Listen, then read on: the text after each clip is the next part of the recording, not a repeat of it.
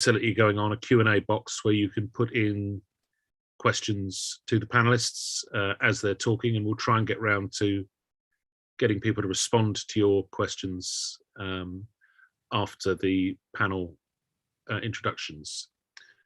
Can I just say a couple of words? Andy's trying to get in. Andy Bain. Andy Bain's in.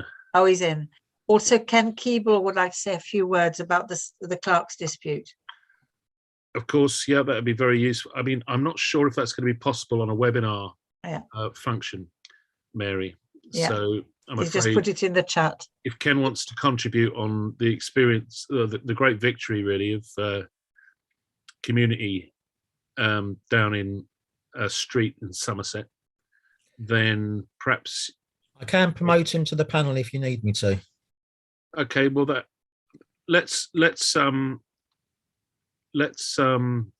see if Ken's all right with putting a report into the Q&A or the chat. I don't know if he's listening, but if he can hear us, let us know, Ken. The trouble with ever expanding panels is they never stop expanding. So, good evening, everyone.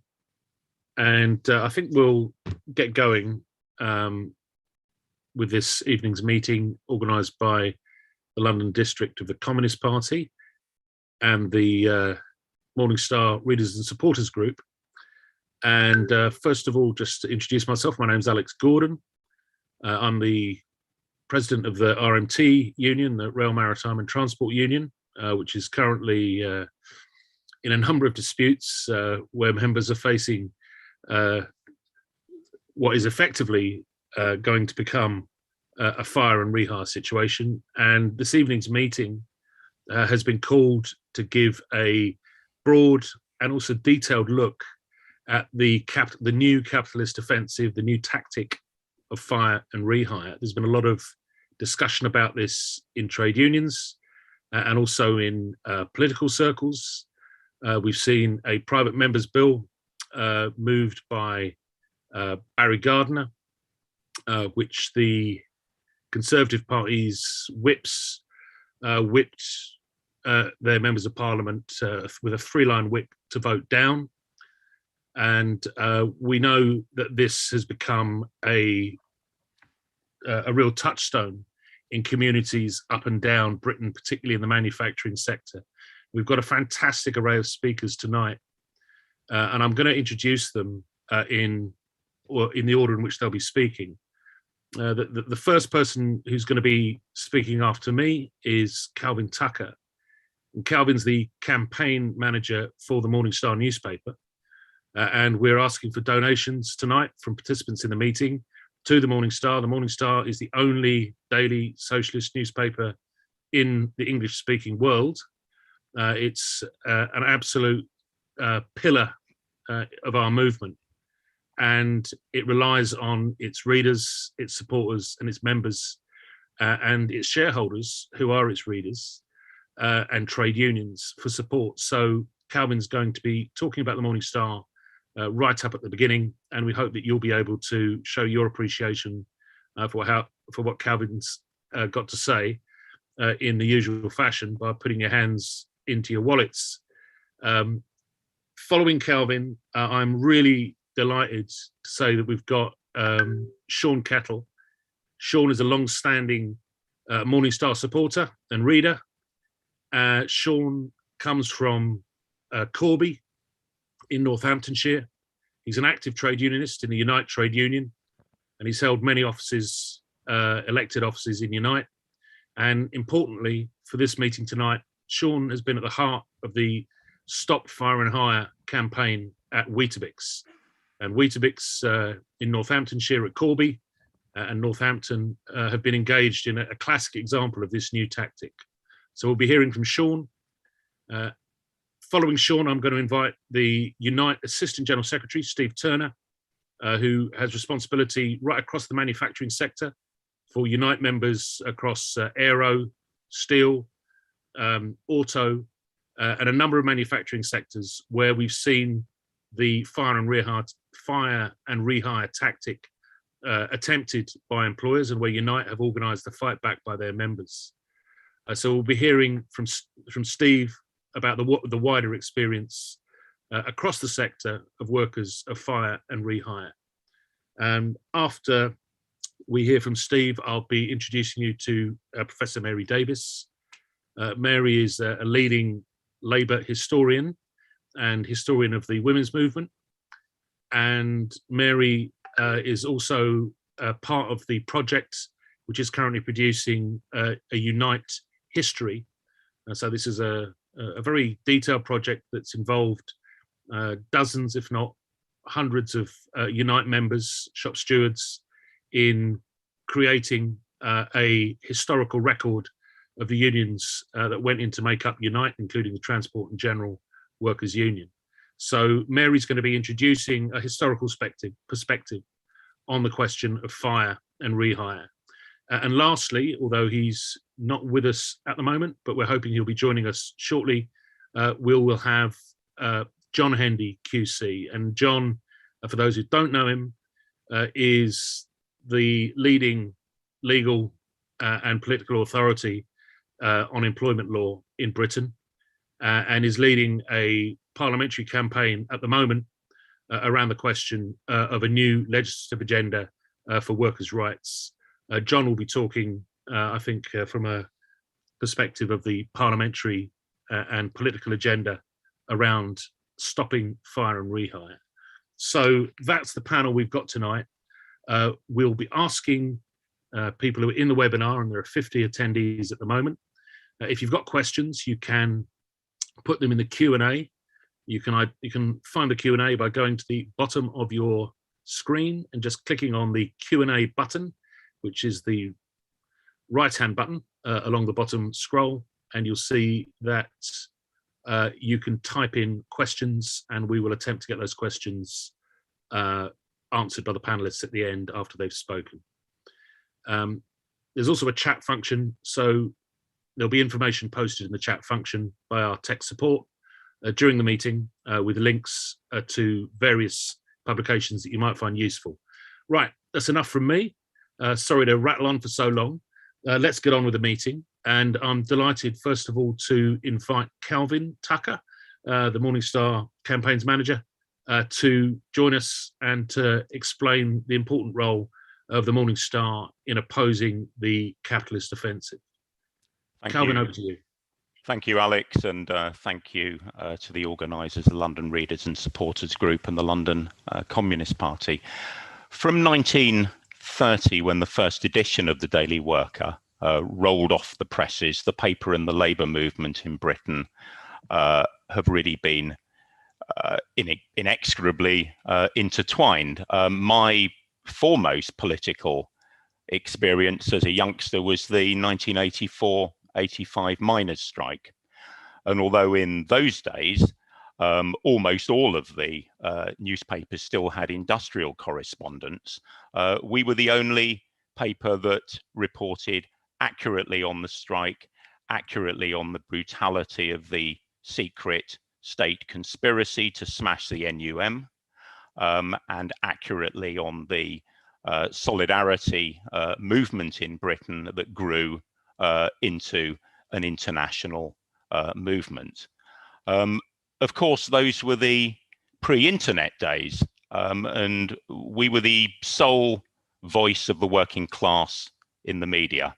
If you didn't read the Morning Star, then it could literally be days or even weeks before the news would filter down to the grassroots. Today, of course, we live in a radically different information age. We're all interconnected, and news travels around the world at the speed of light. So whilst it's fair to say that some aspects of the Morning Star's role have evolved over the years, I think our central mission remains essentially unchanged: to inform our readers, to provide a space for debate for the whole of the left. And we've seen examples of that on some of the more contentious social issues, We've seen examples of that over the Scottish independence debate, over the debate on whether to stay or leave the European Union. So irrespective of the Morning Star's editorial policy, the paper is a home for everybody on the left, and everybody on the left has a voice through the pages of our paper. We also play, I think, a strategic role in guiding the labour movement, in particular through our 10 national trade unions that sit on the board of the People's Press Printing Society, the cooperative that owns the Morning Star. And critically, we're here to popularise the ideas of peace and socialism. And that those words are inscribed into our masthead. And of course, without achieving peace and socialism, there can be no lasting solutions to the problems of today. And we can see the Morning Star's role, I think, in looking at our support, reporting and campaigning for justice for Orgreave, for the Shrewsbury 24, for all kinds of other industrial disputes, big or small, and today, critically, with the scandal of Fire and Rehire, the title of this meeting. The Morning Star, as I said, is owned by our readers, who have seats on the management committee. We have trade union shareholders who help us create that organic link with the organised working class. Like all media, the Morning Star is biased. The difference is we don't pretend not to be.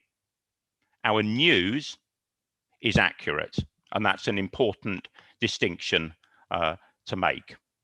But our overall perspective is clear. We're unapologetically on the side of the workers of Britain and internationally. That's not open to negotiation. We always will be on the side of the working class. So finally, if you're not already a regular reader, the most important thing you can do is buy the paper, whether that's the print or the e-edition. And we also now operate a home delivery service. So if you're unable to buy the paper from your local newsagent or supermarket, you can have it delivered every day directly to your doormat. And please also consider becoming a shareholder of the paper. Shares begin at £1, but please start with a £5, or it costs us more in administration to process it. And do give generously. If you can, make a donation during the course of this meeting to the Fighting Fund. The last 2 years under COVID haven't been easy for the paper. It's becoming a bit of a cliche, but it is something of a miracle that the Morning Star is still with us here today. But we're not out of the woods yet, so dig deep for the Morning Star. It's your paper. It's a paper of the labour movement, and it's a paper for the whole of the working class. Thank you.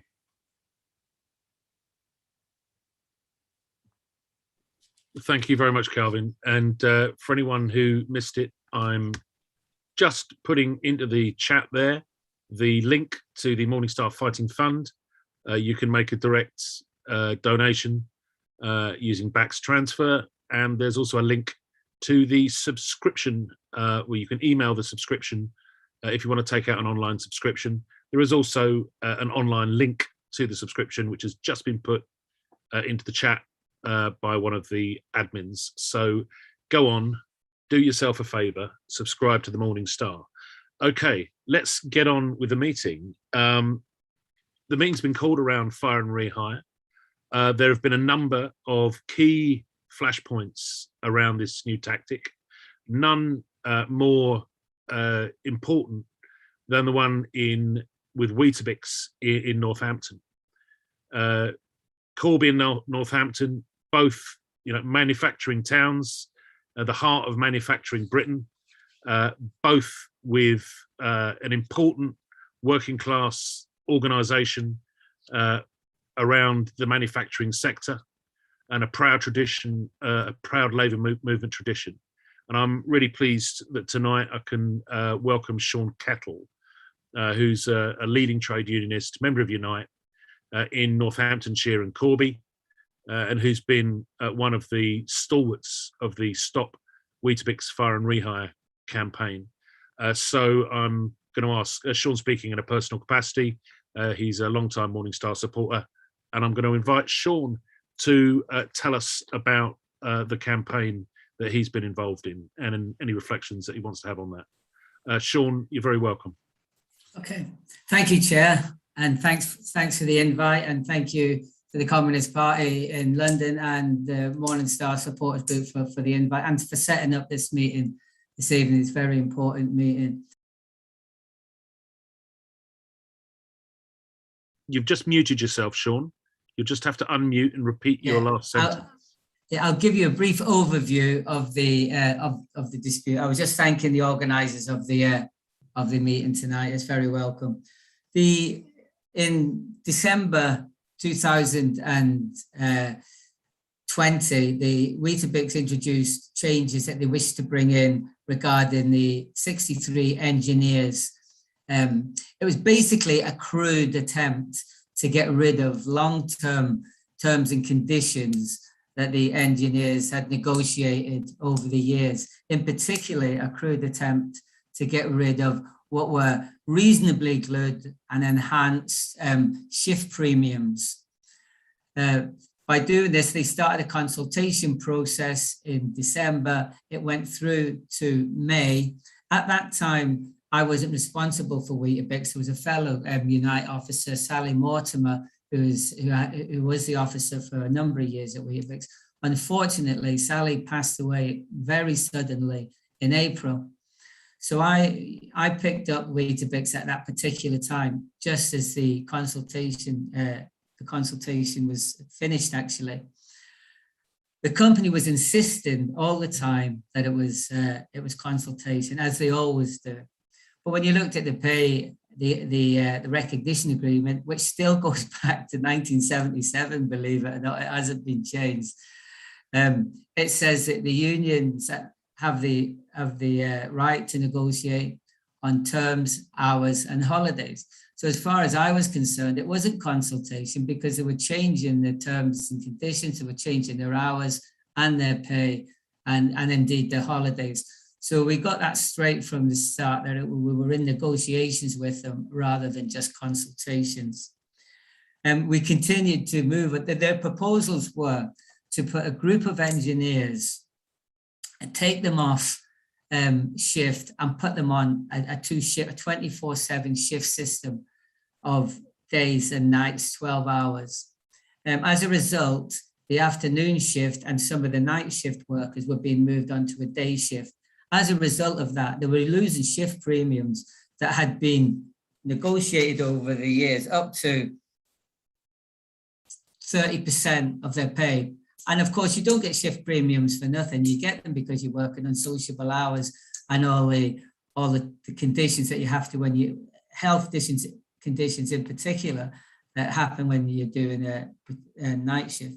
So it was a crude attempt to get rid of that. The writing should have been really on the wall before this happened, before I was involved with the company, is they had a new HR manager that came in from PepsiCo Walker and overnight got rid of the enhanced redundancy package, just called the reps in and said, we're getting rid of the package and watered down. Because it was enhanced, they said it was non-negotiable. But just to add as well, also the production workers are members of USDOR and Unite have the engineers. That's the split up of the workforce there. And these proposals over the shift changes were purely for the engineers, although they are trying to force that on to USDOR now. So we ended up in May and we were still getting nowhere negotiating with them. So the engineers reps had said to me from the very start, look, there's only one way to resolve this and we want an industrial action ballot. seemed to be a reluctance to do that previously. So, they asked, could we organise that? And we did. I went through the complete process with them. The end up was that we had a industrial action ballot, and 92% turnout, with 82% voting for industrial action. And that was started in June, early June. We were just about to go out on industrial action when the company said they'll improve the offer, and we were going to see them. So talking with the reps, that was suspended. So we were in negotiations with them from then till the end of July, early August. There was no movement from them at all. It was really a ruse to get the strike suspended. So at that point, we then lifted the suspension and started the industrial action, give them notice, and started the industrial reaction in September the 21st, 22nd. Just to add, the other points within the dispute was the removal of enhanced shift premiums, also the introduction of 217 banked hours, the introduction also of a call-out system, and the removal of some legacy payments that a small group of engineers had over the years. That was really vindictive, had nothing to do with the dispute. They just wanted to take those enhancements a small group of the engineers had. And it's the same message you get from a lot of employers now. They'll say it's not fair on the other workers. Bearing in mind, well, they could easily resolve that by bringing them up to the same payments. As a result, then the action started on September. It was a two-day week strike action, and we had fantastic support, and the strike stayed solid. I would just add at this point that there was no history really of industrial action or disputes at this company at all. It was previously owned by a local company. Not that that makes any difference. I mean, locally owned companies can every bit as vicious as a corporate company as well. However, there'd never been a history of dispute. I think the only dispute they'd had was 40 years ago when they had a one-day dispute when an apprentice got sacked. And indeed, that apprentice came up and joined us on the picket line on his bicycle during the dispute. So there's two factories. The one's in Burton Latimer, just outside Kettering, and the other one is in Corby. So we went through the dispute. We were talking to them. They wouldn't move on. They had this fixation with not paying for change, and they produced a document from a 2017 pay settlement that Unite had with them, and they used this as a reason for not paying, for not compensating or having some shift premium protection. And it says, we will work together to agree a process for future changes with no payments associated to shift change.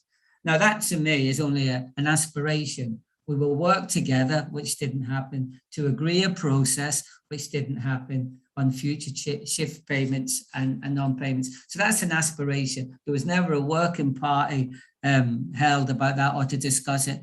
This new HR manager was fixated that that was an agreement from Unite from 2017, and he refused to move on it. I mean, this guy would make a good spokesperson for the Scientologists. I hope I haven't insulted any Scientologists that might be in the room tonight, but I doubt that very much. But he just, when you put papers in front of him like that, he just refuses. He just refuses to acknowledge it. So we're at an impasse and we're out on strike. We had fantastic support from my own union, Unite, from the General Secretary, from within the Labour Party, from Barry Gardner came up and filmed in a film with the striking engineers. And he, of course, as Chair alluded to, he tried to bring that legislation through Parliament, and it was filibustered by Tory MPs who spoke it out. The strike continued on a two-day strike. They then imposed the new working arrangements on a 24/7 basis, but workers always know their workplace better than any outside officer or politician or themselves. They introduced a a shift system for the new system of working, the shift starting on a Monday and Tuesday and Wednesday and Thursday. So what the strikers said was, if we rearrange the shift patterns, and we have to give 2 weeks notice under the legislation, then if we call out to go on strike for 2 days on the Tuesday and Wednesday, that means there'd always be someone on strike for 4 days. So actually enhance the strike by 4 days without actually having to do 4 days strike and lose two extra days pay, because they'd be on rest days. And that continued. The company were determined not to move. They had this fixation of not paying for change. We put a number of settlements for them. One was the Weetabix commits to withdraw any intentions to use fire and hire. Through transitional discussions, both parties agreed to a headcount per plant, because that was a massive issue about engineers working on shift, lone working, and we've seen that as dangerous. For health and safety reasons and concerns, for safe working practices, Weetabix commits to having 2 engineers per plant and 1 lead engineers. And this was a big sticking point. In order to conclude and resolve the outstanding dispute, the company agrees to implement a pay increase of 4.9.4 across the board. This will be in recognition for the outstanding pay deal and offset. They refused to negotiate us with pay because we put a pay claim in the August, and they refused to negotiate with us while we're in dispute. And also to enable financial readjustment, any lost shift premium earnings as a result of company imposed shift changes will be protected for the first 12 weeks, which is pretty standard in industry. If you get taken off a shift and you lose money over shift premiums, then you have a protection for 12 weeks. They refused to do that. Because of anti-trade union legislation, we couldn't go beyond the first week in December. So that's when the dispute had to end for that 6-month period. We did get concessions of them. They have removed the fire and rehire. They have removed the call out, and they've not implemented those vindictive removal of the legacy payments on some of the engineers. And we've also got some recognition over the banked hours system. They wouldn't move on the payments for shift protection and also on the 2 engineers. So it was a success. We did get movement and a recognition of fire and rehire.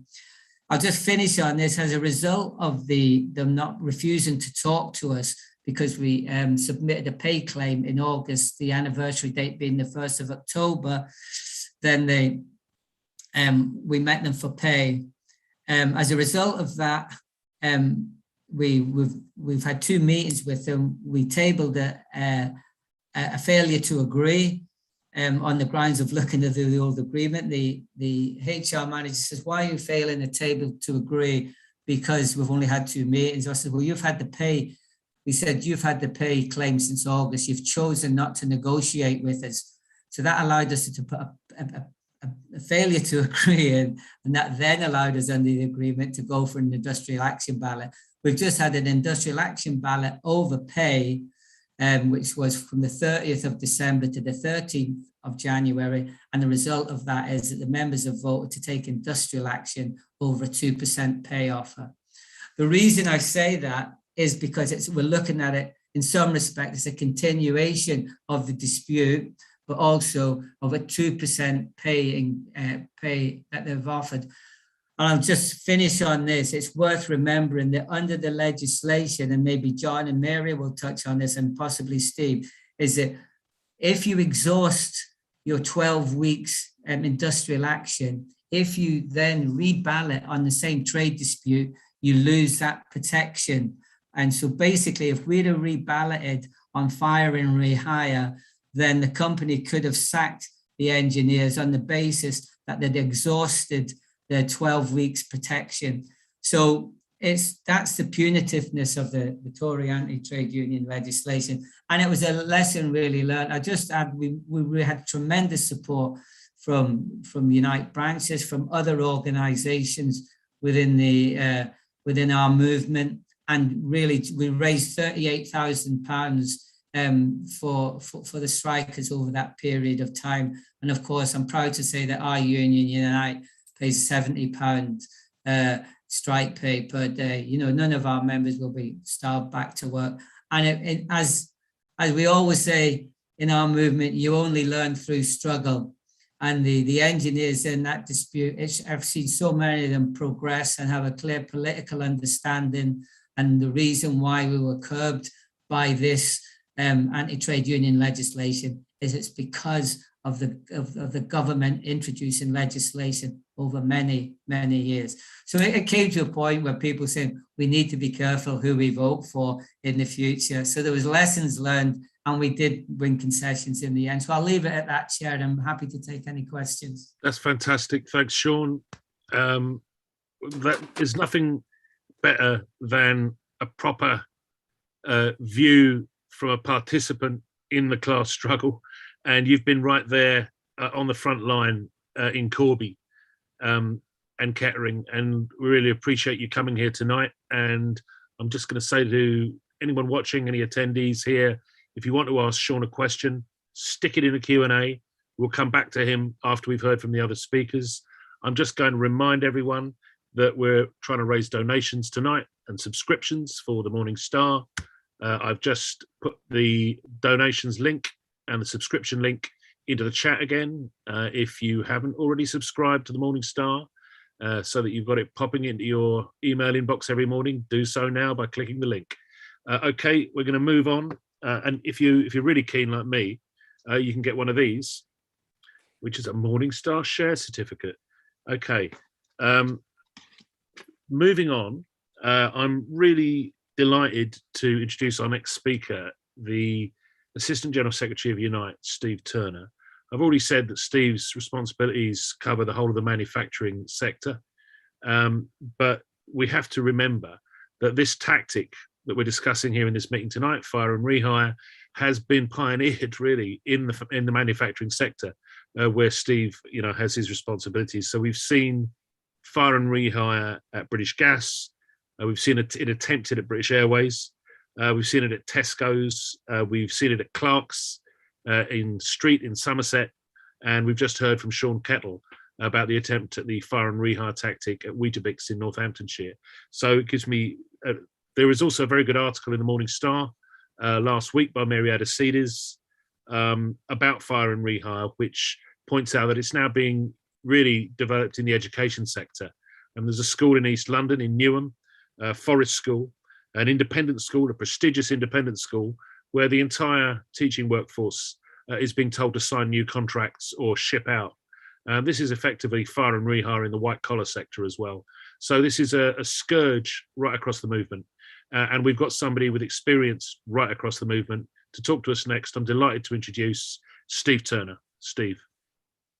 Brilliant. Well, thanks very much for that, Alex, and thank Mary and all of the team actually behind the scenes there that have made tonight possible. If there's one thing that has come from the tragedy of the last 2 years, it's an ability for our class to come together now online, and you can join this from wherever you are and take part in a fantastic, inspiring debate. And I just want to say a huge thanks to Sean for his contribution there, because you said it yourself, Alex, in your own words then. This was a very detailed account of an obscene attack on hard-working people that had worked like so many that are facing attack now right the way through this pandemic. They hadn't taken a day off. Those workplace doors hadn't closed for one of the days during the course of the last pandemic. They were producing food products and they were making huge profits for the company. But that wasn't good enough, of course. The company wanted to attack workers because they felt opportunistically that they were in a position to be able to do it. And it was workers standing up there, like it's workers standing up everywhere, actually, that forced them to backtrack and to think again. And that victory came about. Because, of course, fire and rehire has been in the headlines, particularly in recent past. And there are numerous examples of companies that just want to simply sack working people to impose changes to their contracts. That's the reality. They've used COVID as a smokescreen from it. It's been one of the most opportunistic attacks on our movement, on collective bargaining, on agreements, on union recognition, and indeed on our reps and the officers that serve our unions so proudly. We've seen it, you just said, Alex, at British Airways, a disgraceful attack, costing our members thousands of pounds, tens of thousands of pounds in some cases, as they attacked the cabin crew there very early on. We saw it with the GMB at British Gas. We've seen it at JDE Coffee, another company that worked all the way through producing coffee and huge profits for a company using fire and rehire to try and claw back even more money from our working people.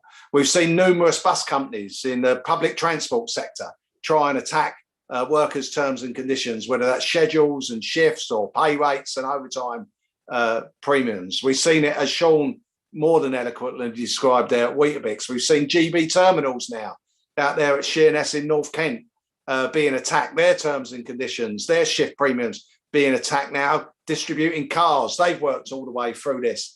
Community Union at Clark's, you just mentioned it yourself down there at Street, a fantastic industrial action campaign there that led to a victory. So I just want to, pass on my solidarity and the solidarity of my union, all of us, I think, in our movement, to everybody that stood up, that hasn't sat back, that stood up, that's fought back, that's struck, that's built an alliance and mobilised people in their communities in order to resist and to win against employers that are using this tactic. But it's not new, of course. Fire and rehire has been called many things over the years. This is centuries old. It used to be take it or leave it, where there's no union, there's no agreement, and of course there's no power. And that represents 75% of the workforce today, unfortunately, that are not in trade unions, that haven't got a shop steward that looks after them, that hasn't got a collective agreement or collective bargaining rights here in the UK. And what's happened most recently, of course, is that we've seen it transition from an attack that employers would simply use against unorganised workers by saying, take it or leave it. And if you don't like the new rate of pay, or you don't like the new hours, or you don't like the new working system, then you can bugger off and get a job somewhere else. And very little that an individual employee could do to resist that, of course, to attacks in workplaces, within companies where unions are organised, where we have got collective bargaining rights, where we have got recognition and we have got shop stewards. And they're attacking either by, refusing to negotiate at all and just simply giving notice to employees that their contract is going to come to an end at the end of a 12-week period and new contracts are on offer, and they can simply remain in work by signing up to these new contracts with new rates of pay, new hours of work, new shift patterns, attacks on their sick pay scheme or redundancy payments or whatever else it was. You heard it from Sean there in relation to Weetabix, a whole host, an agenda that employers have got where they want to claw back benefits that have been fought for and won over many, many generations in our well-organised companies. Or it could follow a negotiation where there's no agreement. There is no agreement that's been reached between the union and the company. And instead of the company sitting down and reflecting on that and thinking that perhaps they should shift the parameters of the negotiation, come back to the table and put a more realistic offer on the table, they just simply give notice of dismissal, and a notice effectively of a derecognition of the union, a notice of dismissal to employees with an alternative contract on the table, asking people to just simply sign up to that and sign away their rights. And that's been completely unacceptable all the way through this. It's unacceptable to unorganised workers, non-unionised workers, to be treated in that way. It's the old adage of the Master and Servant Acts that go back hundreds of years here in the UK. And it's still the way that a contract of employment is very much seen if you haven't got a union. So what we've been doing about this, well, you spoke earlier about Barry Gardner. Barry Gardner's played a fantastic role in raising the whole issue of fire and rehire, doing his tour, speaking tour, joining pickets up and down the country, having mass meetings, speaking in town halls, in community centres, raising the whole issue on our behalf, on behalf of all of us, of fire and rehire. Even Tories, Johnson and Paul Scully, as a Secretary and Minister inside the government, have called the practice completely unacceptable and indeed have said it's immoral. But what have they done about it? Nothing. And worse than nothing, when Barry Gardner's bill came back to the House, it's already been mentioned, of course, private members' bills are heard on a Friday. Most MPs have already trotted off to their constituency on a Thursday night. They're never in the House of Commons on a Friday. But the Tories put a 3-line whip, in other words, an instruction to their MPs to remain in the House on Friday and to talk out that bill, to make sure that that bill had no chance of success. And that's exactly what they did. Exactly what they did. So we understand where the Tories are on this. We're not looking for some legal answer to this. If it comes along, then that's fine. The reality is we can't wait for new rights or legal process or legal protections. It's our job. It's our job. We can't wait 18 months to go to an employment tribunal with our members to say they were unfairly dismissed and have some debate about whether the employer's actions were reasonable or not. We can't wait a year to get into a small claims court to say that there was a breach of contract and therefore there's damages due to our members that have lost thousands of pounds in wages. If we're going to fight this, we have to organise to fight it in a collective way, in the way in which unions have always organised to fight oppression and attacks by the employer class. And that's the reality of what we're doing now.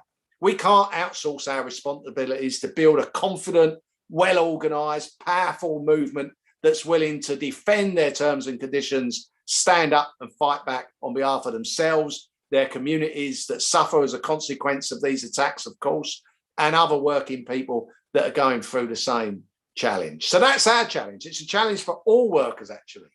How are we going to build a movement, build those alliances, a confident working class organisation that can inspire and motivate people to mobilise? If new laws come around, then that's fine, but we're not holding our breath for that. We'll work for it. We'll talk to ACAS about new guidance. Of course we will. We'll do whatever we need to do as trade unions representing working people. But bottom line in all of this, we have to mobilise resistance. We've got organised working people. It's that old adage, agitate, educate and inspire people to action. Because that's the only language that some of these employers will ever learn from. It's the history of struggle. The history of our movement is a history of conflict. It's not called a struggle because it's a stroll in the park. It's called a struggle because it's hard work. And it's our movement. It's our movement that's been winning that conflict for centuries now. And it's only our movement that will organise in order to win that industrial victory. So we can do it. We did it at JDE. We did it at Weetabix. We've done it at Weetabix. Community did it, of course, over at Clark's. We're going to do it at GB terminals. We're going to do it in public transport. Wherever we can organise a confident group of people to stand up with their union behind them and their communities motivated to mobilise in support of their cause, we can and we do win. So stay confident, everybody. I'll just finish with this. Stay confident. Stand together. Be solid in our support for one another and determined and united to win. Because that's our challenge and that's exactly what we're up for as a union and as a movement. I'll leave it there, Alex.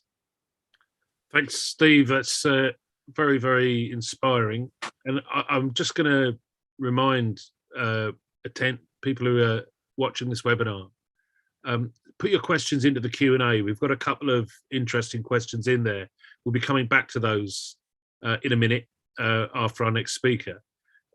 But I just want to draw attention as well to, I think, a very good point that's been mentioned in the chat while Steve was speaking, that in addition to all of the other injustices that Fire and Rehire visits on workers by cutting their wages and usually re-employing them on worse conditions, it also interrupts their employment service.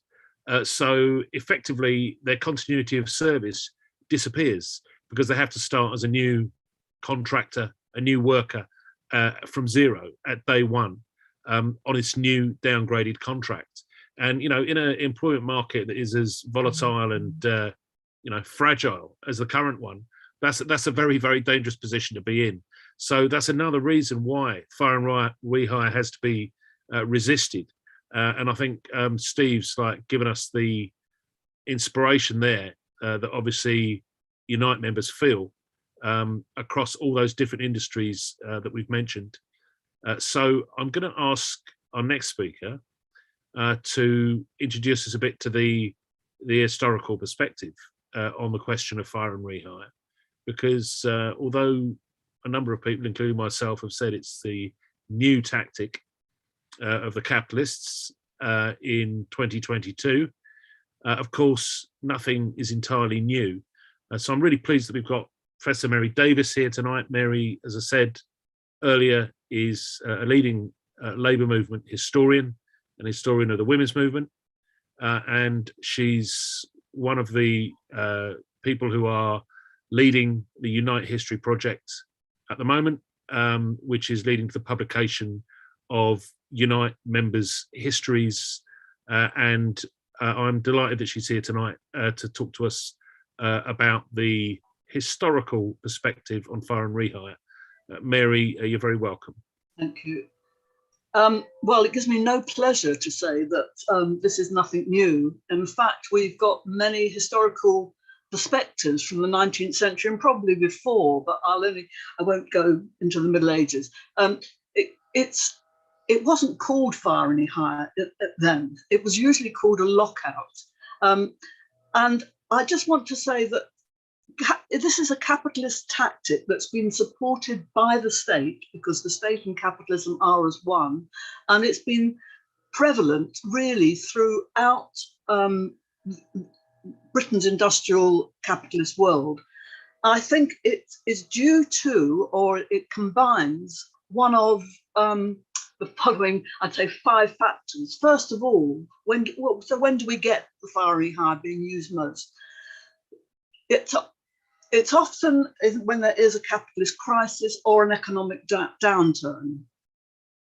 It's also due to, at certain points, capitalist restructuring.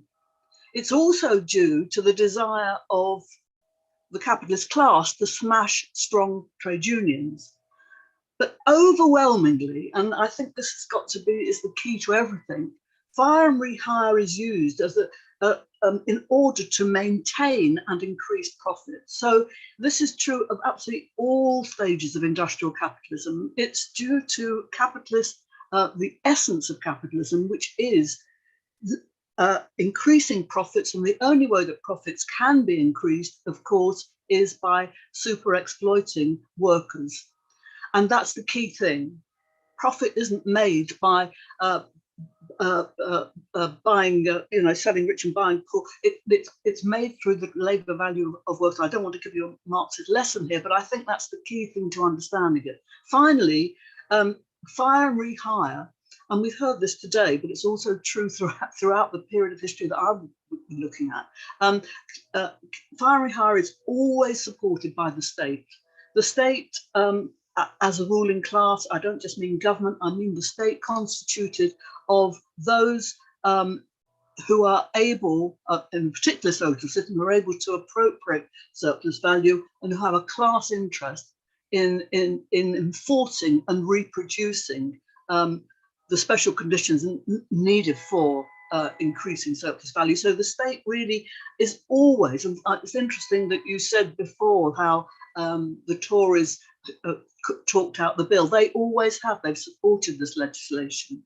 So I'm not saying that all of these factors have to be present all of the time. Often they are, and often it's just one or other that is the dominant force. So let's just look at the historical precedents. Basically, throughout the 19th century, the people who were most subject, or the workers who were most subject to what I would call fire and rehire, what was called then lockouts, were the miners. The miners were at the forefront of every attempt by capitalism to increase their profits, because basically what had happened really from the last quarter of the 19th century onwards was that the way in which capital could make most profits was not by investing in their domestic industry. It was by the export of capital to the places in the British Empire where the rate of return of capital was much higher because the rate of exploitation was much higher. So what happened was that all the industries on which Britain's industrial wealth had been based, the so-called staple industries, cotton, coal and engineering, were left really free, were left without proper restructuring, reorganizing. They were left without capital investment.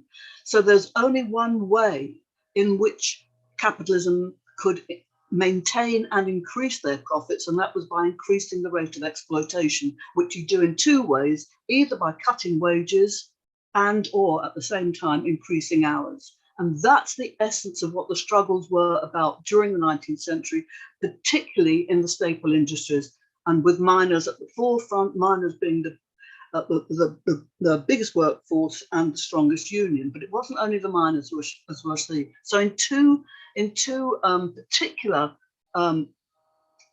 struggles, in 1921 and in 1926, and I'm sure everybody will know what happened in 1926, miners were then at the forefront. In 1921, British mines were handed back to the coal owners. They'd been controlled by the government during the First World War. The coal owners, as I said before, completely failed to invest in the mining industry. So basically, they had to, in order to maintain their profit, implement this twofold tactic that I mentioned. One was to reduce wages, and secondly, to increase productivity by lengthening the working day. So miners were at the centre. It wasn't only miners, as we shall see, at the centre of the capitalist offensive. So a defeat of the best organised trade unions would pave the way for maintaining profit in other industries by doing exactly the same thing. So the miners' slogan almost throughout the 19th century was not a penny off the pay, not an hour on the day. That was the essence of it. That was the only way in which they could survive. But basically what happened in 1921, that as a result of this attempt yet again by the coal owners to impose reduced conditions, the miners said no. What happened? They were locked out. And at that time, they didn't get the support of other unions, and they were starved back to work on worse terms, much worse terms. And as a result of that lockout, and this is why it's so key that we hear today about victories being won, or at least, that can inspire other people. At this point, the so-called Triple Alliance of road and rail workers that were supposed to assist with the miners and the Triple Alliance. I won't go into the history of that, but that didn't work. And the so-called Black Friday occurred in 1921. Miners were then starved back to work, about 6 months actually. I mean, really starved back to work on worse conditions. That's exactly the example of fire and rehire, isn't it? Starved back to work on worse conditions, having been locked out. So continuation really of this is the root really of the 1926 general strike, because it's exactly what happened again. It was the miners again. And by the way, I should say that following the 1921 defeat of the miners, what then happened was incredible. In 1922, there was a lockout of engineers, all engineers, about 300,000 were locked out. And again, starved back to work on worse conditions, and the same with cotton workers. So the three staple industries, coal, cotton, and engineering, all were hammered. I'm not saying they were defeated completely, but they were defeated at that point, using exactly the tactics that the capitalist class is using today. So 1926 general strike was in a sense a continuation of all of this. But never before has the capitalist nature of the state been so exposed as it was in 1926.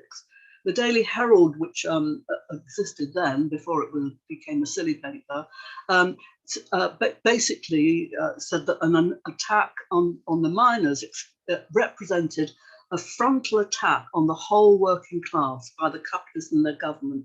And I won't go into the history of the general strike, although I'd love to, and I haven't got time, and I'm sure that Alex will shut me up. The essence was in 1925, the next round of cuts in miners' pay was proposed. And at the same time, the Baldwin government, there was a return to the gold standard. At this time, and it's interesting to discuss why, there was mobilization and solidarity. And in fact, in 1925, all the unions actually managed to draw together and say there would be a strike in support of the miners, and the government backed down. But this is the key thing. The government backed down only temporarily, basically because as Baldwin said, this action took the government by surprise, And he said we weren't ready. So what then happened was that the state got ready, and when the general strike took place, eventually, what had obviously happened was that the government was incredibly well prepared with the organisation of supplies. They had a massive sort of they arrested the 12 leaders of the Communist Party. The greatest strength of the bourgeoisie was that at that time was what they recognised with absolute clarity the political character of the conflict, and what the government, or the state really I should say, said, who rules Britain, us or them? Well, you can imagine what the TUC said. Ooh, I think it's them. This could have been a revolution if they'd only recognised the power of workers to actually overturn capital at that point. Basically, the government had established a volunteer private strike-breaking force, and as you know, and I wish I had much more time to go into this, but I haven't. But the essence was that the strike was called off. It was a very successful strike, it has to be said, and it was called off by the TUC after 9 days. So basically, in contrast to the government, the TUC had made no preparations, and again, miners were spelled back to work.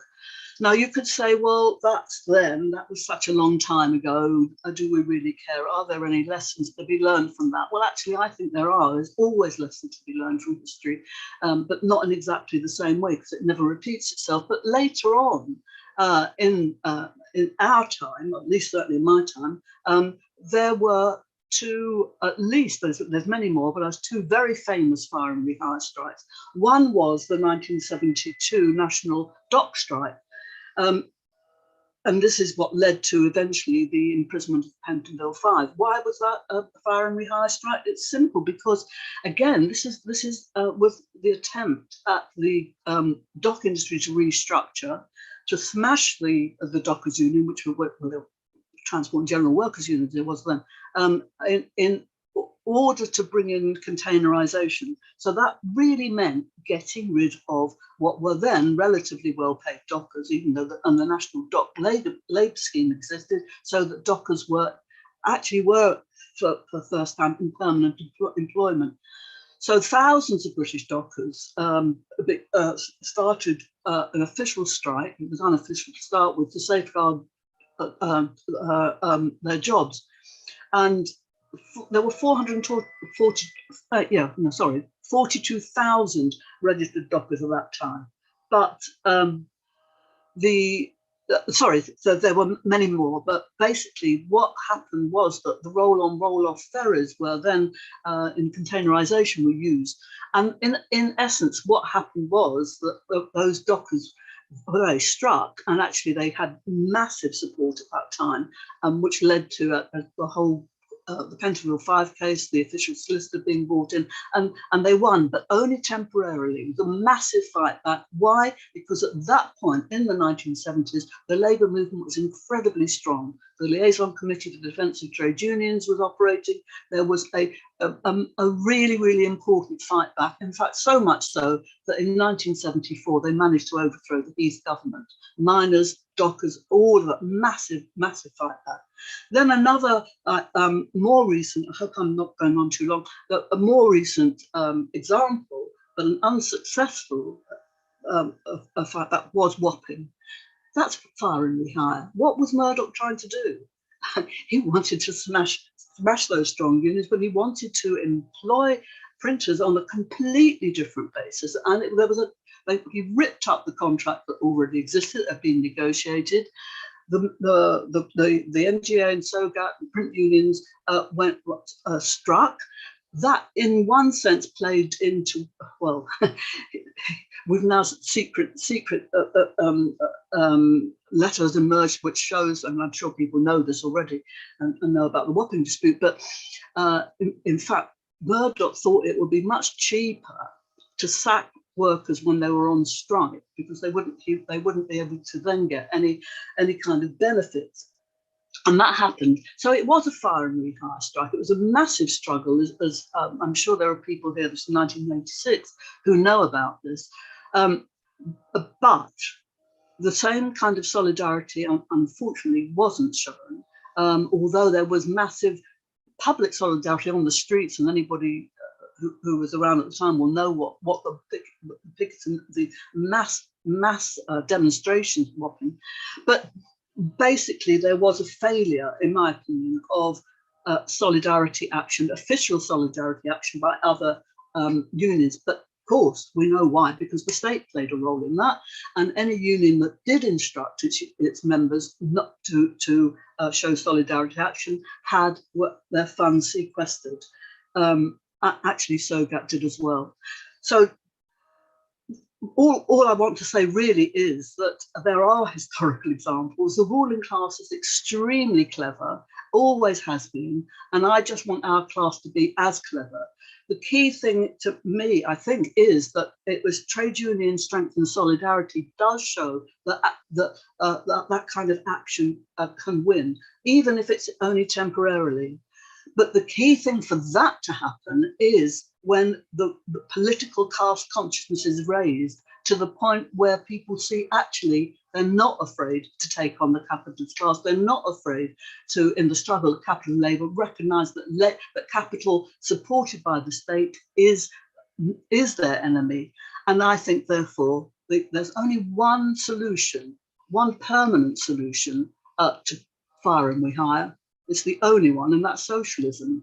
We have to abolish capitalism because they will always try these tricks. And the only way we've got around it is our strength, our solidarity, and our mobilisation. And that's happening today. I'm really pleased.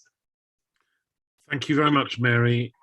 Look, there's been some great, very thought-provoking contributions. I've got some really good points that are being made in the chat, and there's also some questions that we're just going to come to. And we've got about 20 minutes before we wrap up. So the first thing I just want to draw your attention to, there's a dispute that Jackie Rattray in the chat is drawing our attention to, which is the Goldsmiths University of London dispute. And this is very important. The UCU have been in dispute, the University and College Lecturers Union have been in dispute at Goldsmiths longer than I think any of the other University of London colleges, and they've undertaken more strike days there as well. And what Jackie is particularly drawing attention to is the fact that lecturers in both the Department of History and the Department of English and Creative Writing are currently going through what she calls a Hunger Games type redundancy process. Support staff across the university are now being subjected to fire and rehire, and their trade union, which is Unison, is currently balloting them with a view to taking strike action.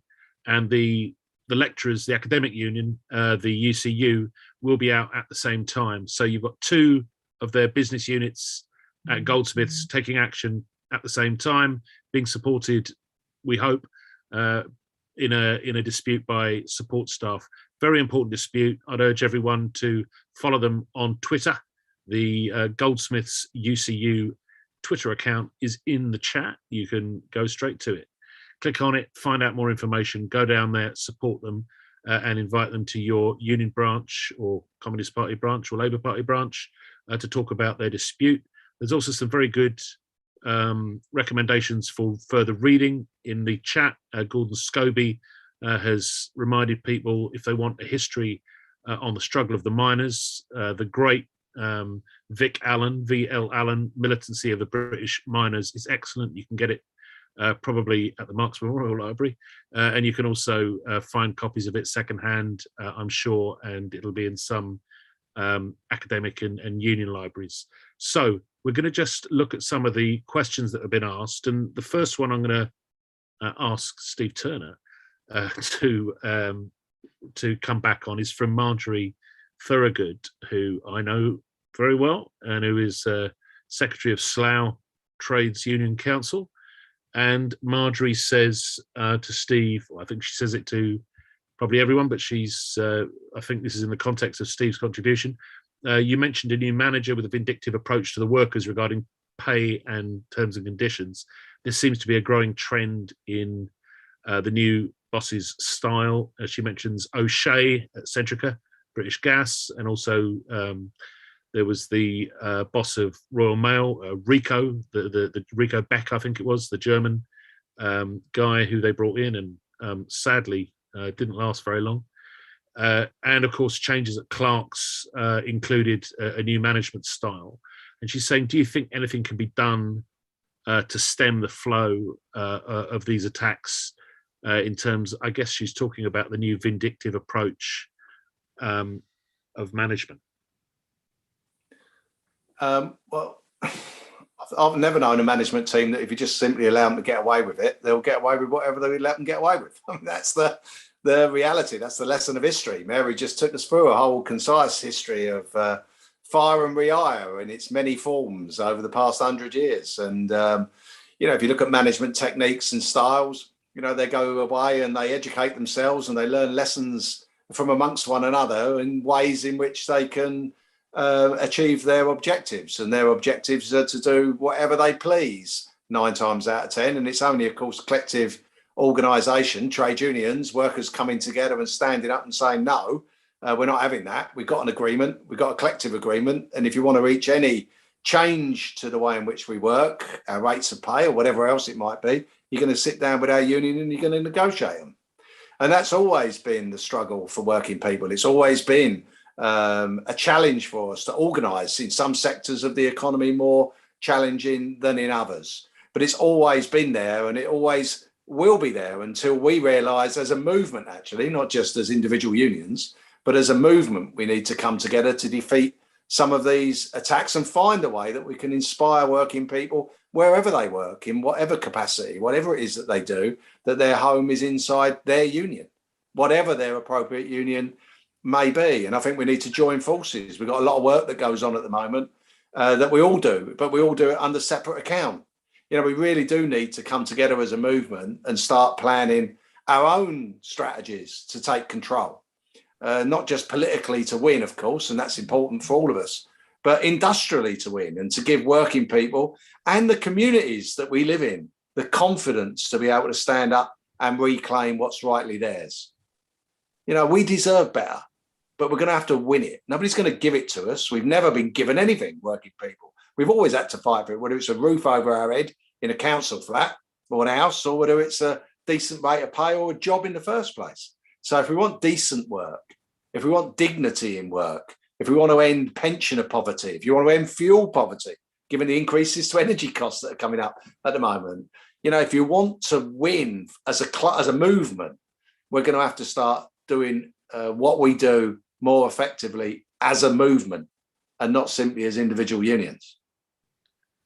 I'm going to I think that takes us into the next question, which kind of flows from what you've just said, Steve, which comes from Nathan Bolton.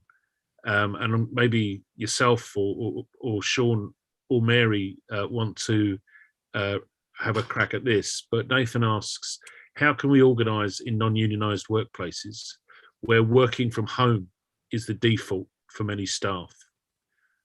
And this is a increasing trend, particularly with the gig economy, where people don't have a fixed workplace, where workers don't have a depot where they book on, or a factory which they go to clock on every morning. Does anyone want to say anything to Nathan about this question of organising the unorganised? Yes, Sean. Yeah, I think as a movement, we should certainly start from the premise that there is absolutely no go areas where workers are that we shouldn't be organising. And if you look at it historically, in the area where I live, in the Northamptonshire, it was famous for its boot and shoe industry. A lot of that was home working. I mean, a lot of the home working now is administrational stuff. But if you go to the what's that museum up in Stafford, where the chain makers dispute was, if you go there, all those houses, Victorian houses, most of those chains were made at home by people. So home working is not new in any way, shape or form, whether it's in the shoe industry, whether it's in the garment industry as well, in the East End of London or elsewhere. or if it's chain makers, they're working from home. But there should be absolutely no go areas where we can't organise. And I always think at some point, no matter where it happens, even historically, where workers are getting a bad deal, at some point there'll be a breaking point, and they'll turn around and say, we've had enough of this. Alex, you've got a good gob on you. We're going to elect you to go and have a word with our employer on our behalf, or Mary or Steve. At some point, there's always a breaking point for workers where they'll say, I always think this about about when they were building the pyramids or things like that. At some point, those people building the pyramids that were getting whipped and lashed every day, they must have come to a point, so we've had enough of this. The only point was that then they would have got a sword through them and then they'd have been dead on the job. But I've always had this belief that no matter where workers are having a bad deal, at some point they'll get together collectively and say enough is enough. Our role in the movement is not to get it there, to get to that point, but to organise them. And there are some unions, and my own included, looking at ways, in particular when you see what's the Uber drivers, the Just Eat, and there's certainly creative ways now of organising workers with new technology. But there should be no go areas for where we can't organise workers. I don't know if Steve or Mary want to come in there, or you're very welcome to. If not, well, yeah. Can I say one just yeah. historical example? The trade unions were born, at least what's sometimes called new unions amongst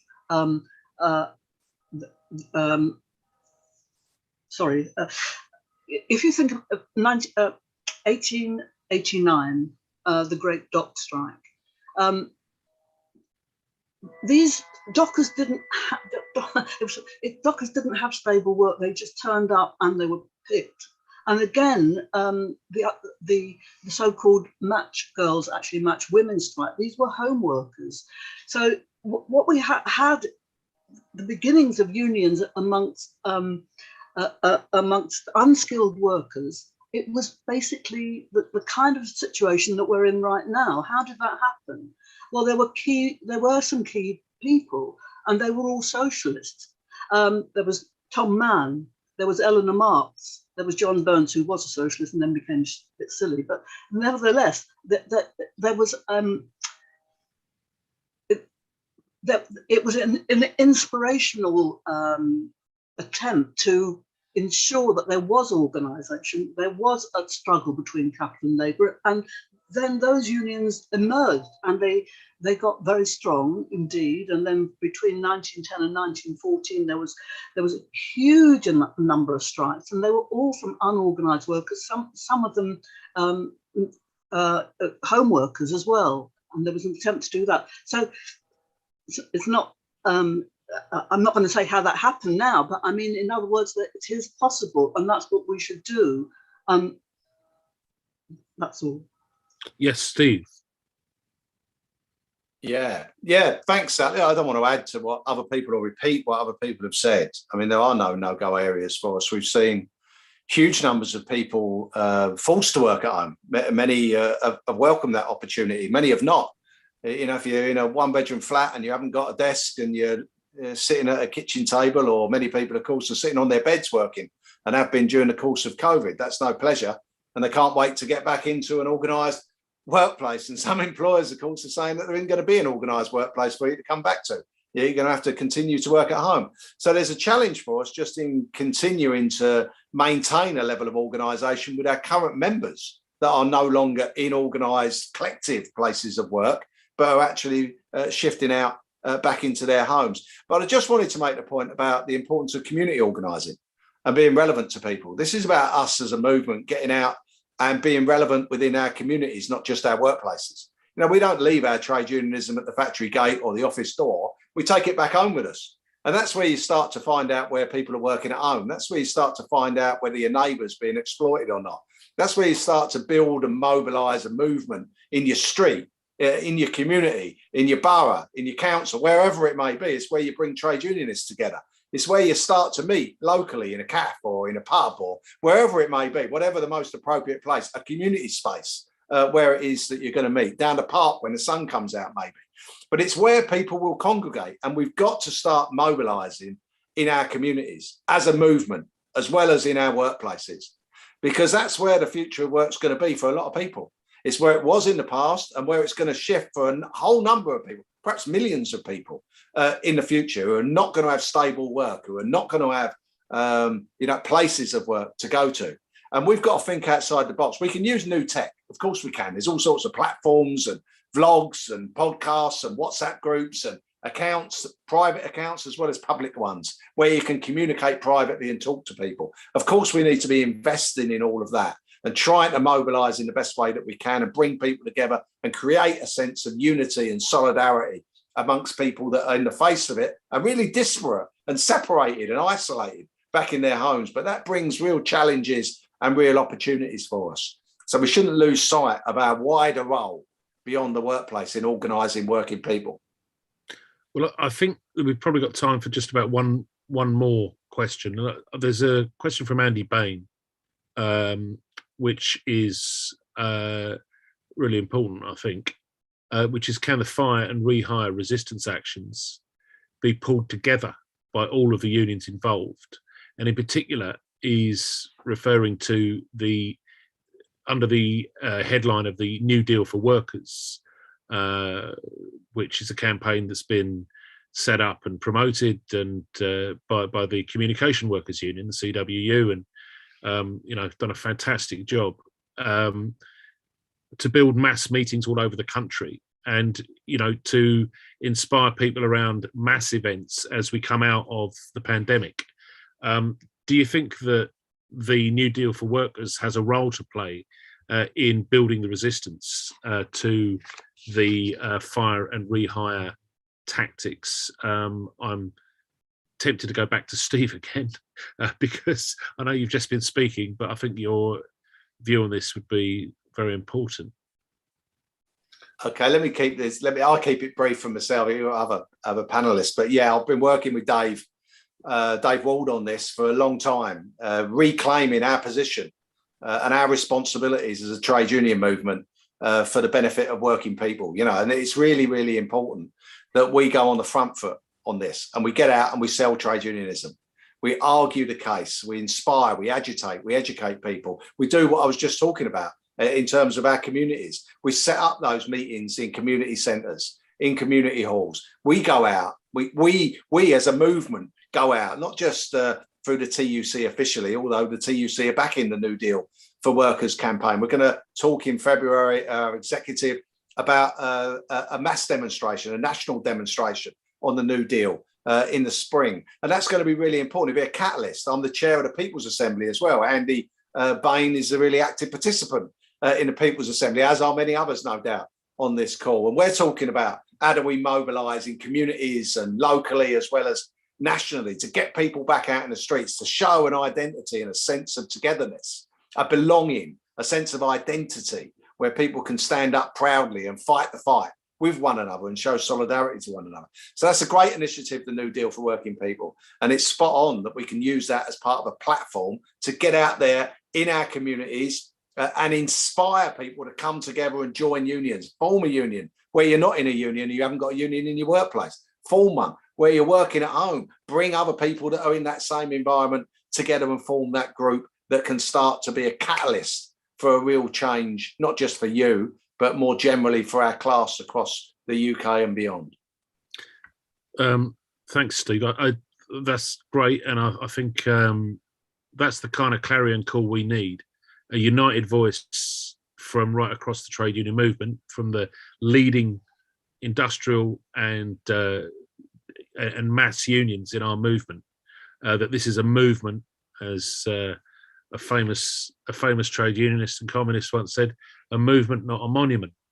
And that's what we need to build now. I don't know if either of the other panelists want to come in on this question. There is one question that I've got for Mary Davis from an anonymous attendee, which is, would comrades recommend a good Marxist history of the 1926 general strike?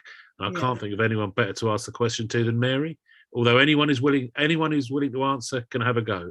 Hang on one sec. Oh, she's just getting her book. Hang on. Volume 1's got a quite good thing of Unite History Project, but also there's loads, but a good one. It's one that John Foster wrote, I think, or it's edited by John Foster, and I think it's just called the 1920. Actually, can I think? No, you're not allowed to go off camera anymore. Oh, I'm okay. just going to cut this. I'm going to cut this. I'm going to cut this painful process short by saying, Sorry, search okay. for John Foster, Ed, Yeah, 1926 General Strike. 1926 General Strike.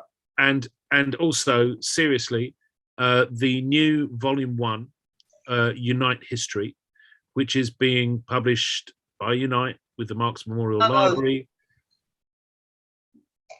Liverpool University Press. Sorry, published by Liverpool University Press, but it's a joint project involving Unite members, Unite shop stewards, Unite officers, and it's about curating our own history, writing our own history.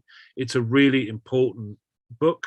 It's Volume 1, I think, of 6 planned, and it's going to give trade unionists a magnificent resource to go to, and hopefully a great inspiration to other trade unions to write their own histories in a similar way as well. So I'm going to draw this evening's meeting to an end. I want to thank all of the panelists enormously.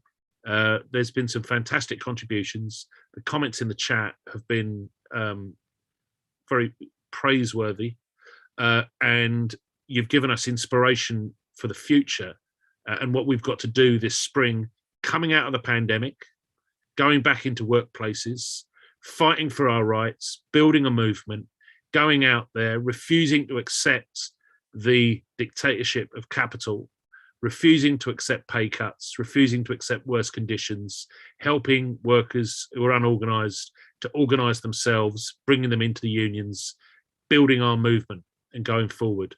All of that is what we've got to do. And there's one ally that we've got to do that, and that's the Morning Star newspaper. So I'm going to make one last plea to everyone in this meeting, really, to go and hit that link, subscribe. If you haven't already subscribed to the Morning Star, they have a daily news service. You'll get a morning email into your inbox with the digest of the day's stories. It will take you to feature articles, news stories, sports stories, all sorts of stuff. And it's the best paper, the only paper that covers the struggles that we've been talking about tonight, affecting workers up and down this country and all over the world. So go out there, comrades, support the Morning Star, buy it, read it, subscribe to it. Thank you very much for attending tonight. I look forward to seeing you all on a picket line at some time in the very near future. All the best, go safely.